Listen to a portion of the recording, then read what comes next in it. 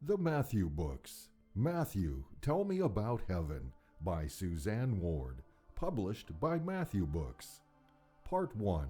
Matthew, Facing Our Loss. Episode 3. The journal's funding went away in November and we wrapped up its final issue.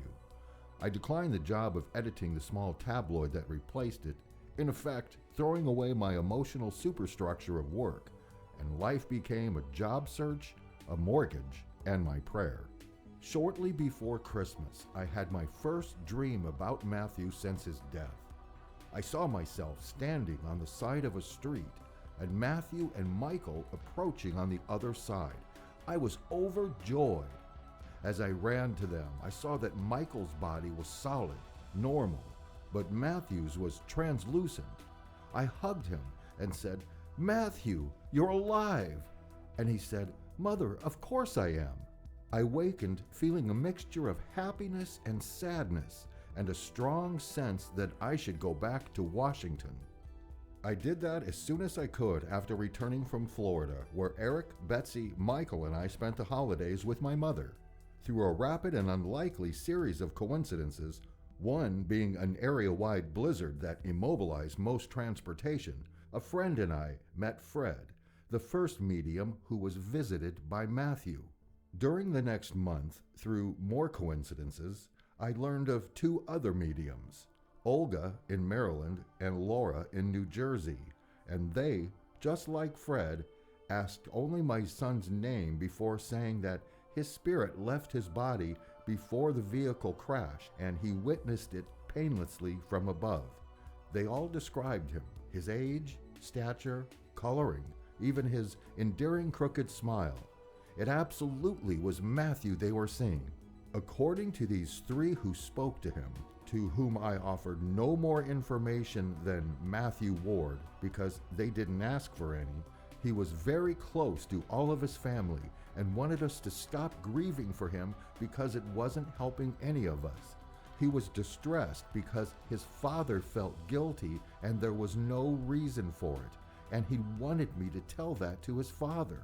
He had read a book that had helped him prepare for what happened. He wanted us to know he had a full and wonderful life now.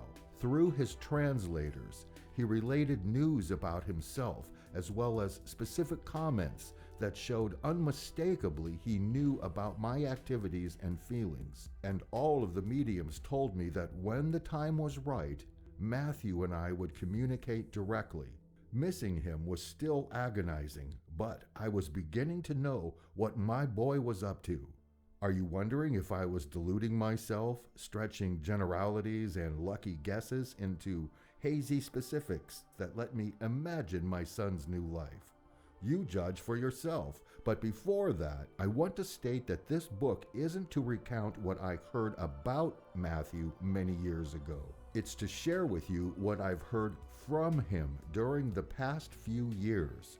The inclusion here of a few messages I received via those mediums has purposefulness as significant as the link they were between my life and Matthew's. First, skeptics could conclude that I have concocted my lengthy conversations with Matthew, that maybe unusually prolonged grieving finally resolved itself by kicking in an imaginary contact with him that I think is real.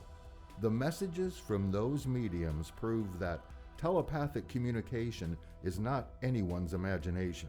Second, those messages reveal the intimate and enduring bonds between us on Earth and the people we love who have left. My personal experiences are profound examples of this. When a cousin and I were standing by Matthew's body in the morgue, I was feeling a strange sense of peace that Matthew wasn't there.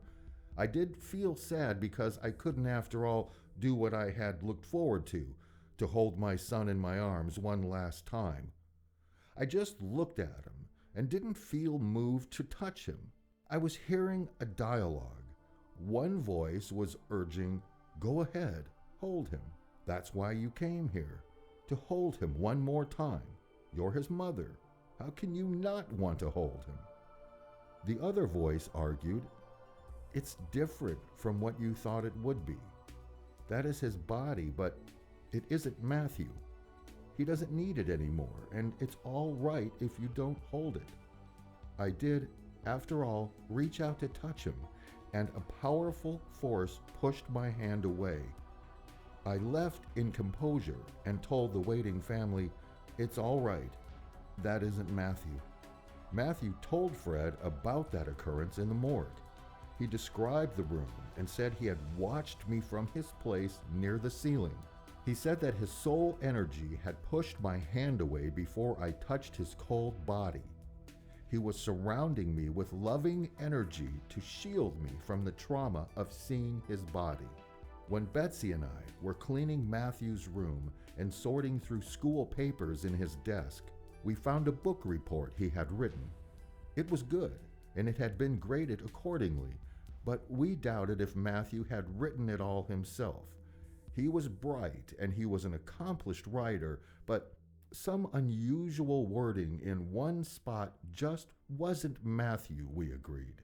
And so we decided that he'd had a helper, probably some girl who was smitten. I kept his notebooks and the book report. Fred told me that Matthew was disturbed because I doubted that he had done some particular schoolwork. He wanted me to look in a notebook where I'd find proof that he had done that work himself, and he wanted his sister to know that too. Fred said that whatever it was that Matthew was referring to, he sounded really indignant that his sister and I didn't give him credit for doing it. When I returned home, I looked through his notebooks and found the first draft of his report on Sybil. There was the same wording that Betsy and I had questioned. I read his final report too, and this time I noticed something that both Betsy and I had overlooked before. The short paragraph containing the wording that wasn't Matthew was properly punctuated and attributed to the book's author. Matthew told Fred that I loved classical music and he was taking piano lessons so he could learn to feel that way about it too. He said that my knowing this would answer one of my big questions. I had been wondering why I couldn't hear my favorite symphonies without thinking of Matthew even more intently than usual. I had long felt passionate about that music, but couldn't understand why I had started to associate it with Matthew, who hadn't learned to even tolerate it.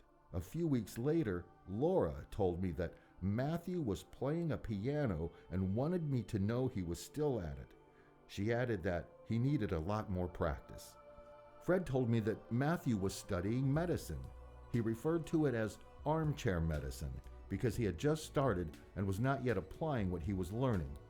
Without my mentioning any of this to Olga or Laura, both said Matthew was progressing well with his medical studies. A year later, when I met the medium who became my link with Matthew for several years, again, without my offering any information, I received a progress report on his advanced medical and psychology studies and his promotions in his work helping transitioning souls. After Matthew and I made our connection, he told me about his work in great detail. When I traveled to New Jersey, where Laura lived, her husband greeted me and hung up the green ski jacket I wore, then told me how to get to the room where she was waiting for me. As we were having tea after the reading, Laura said Matthew was insisting that she tell me to stop wearing his green jacket and start wearing my new white coat that had just been hanging in the closet, and she asked if that made any sense to me. I had bought the white wool coat shortly before Matthew died and hadn't had an occasion to wear it during those few weeks before I left so quickly for Panama. Throughout the cold months, I'd worn his jacket simply for warmth, and then winter came again and I wore it simply because it was his. Despite his message, I just couldn't put on the white coat or give up his jacket, which I continued to wear until late spring. Those revelations were incomparably uplifting because even without exact images of Matthew's whereabouts, I felt more connected with him. The most revealing proof of our inseparability, though, was confirmed during my meeting with the first medium. Matthew said that when I was in his room, I saw something in his notebook that showed me he knew his time on Earth would be ending soon. He said I was right in what I thought, that he did know he would not be in this world much longer.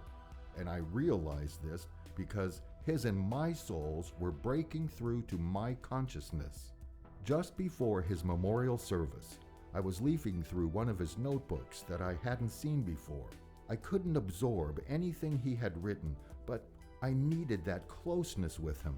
Suddenly, there was the page with large block letters. I belong to nobody. I whispered, "Matthew, you knew, didn't you?" And I heard, "Yes, Mother, I knew."